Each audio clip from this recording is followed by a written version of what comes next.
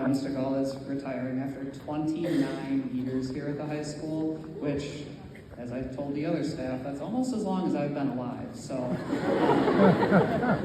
it's been a little bit. So first of all, we'll present Mr. Gall with one of the roses.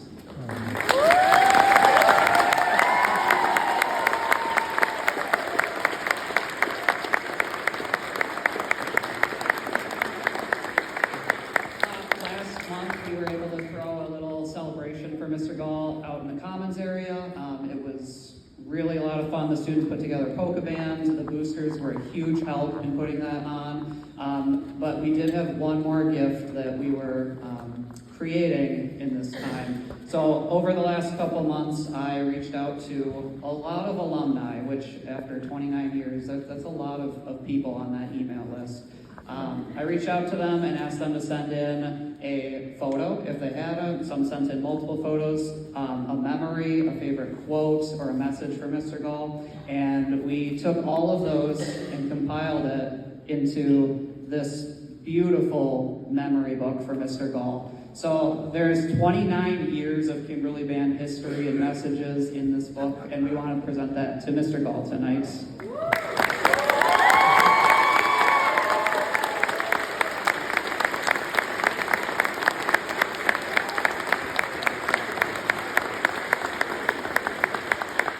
And a lot of the alumni were generously donating some finances to help fund the book, and we were able to get Mr. Gall some gift cards to his favorite places. So Van Abel's, Rookies, OB downtown, and Fleet Farm.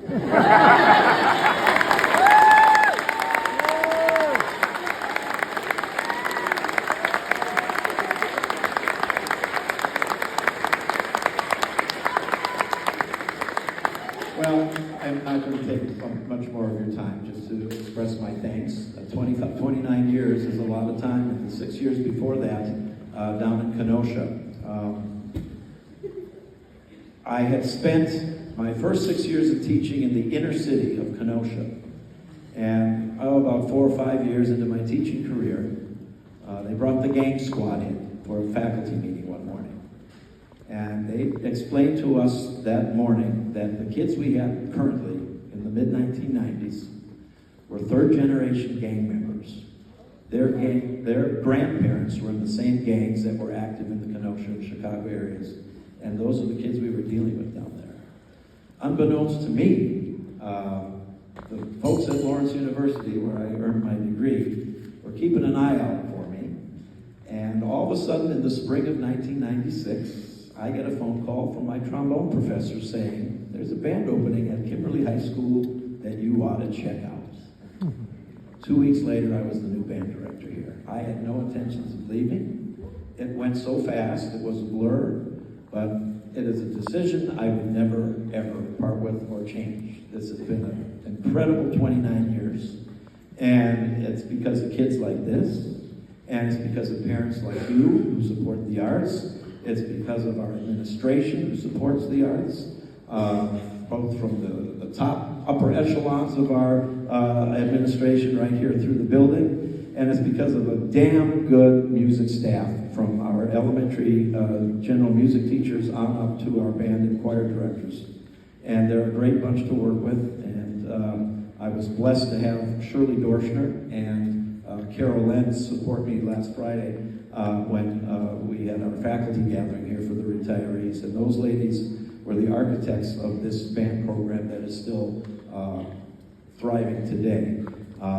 We've had our bumps with COVID, and I think things are going to bounce back, but it's time for the youngsters to do the work and let me relax and do some exciting things. And what those are going to be, I don't know yet. But I'll be around. I might even come back for an alumni night to make sure everybody's toeing the line. And hopefully we'll see some of you around the valley. So my thanks to all of you. And we're going to close tonight with what else? A polka.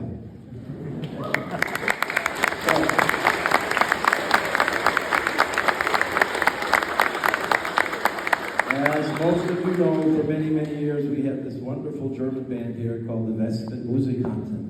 I play and sing professionally with the Dorfkapelle, which was formed by a great friend of mine, Ernie Brenneman, retired band director from Plymouth. He's since passed away, but Ernie entrusted a lot of music to me. But in the course of the years of running this band, we accumulated and purchased some music as well from Germany. And this is one of the nicest polkas I have run across in the last 5 or 10 years. And by one of the more contemporary writers of polkas right now in Germany, a fellow by the name of Roland Kohler. And I think the title sums it up. In schöner Erinnerung, in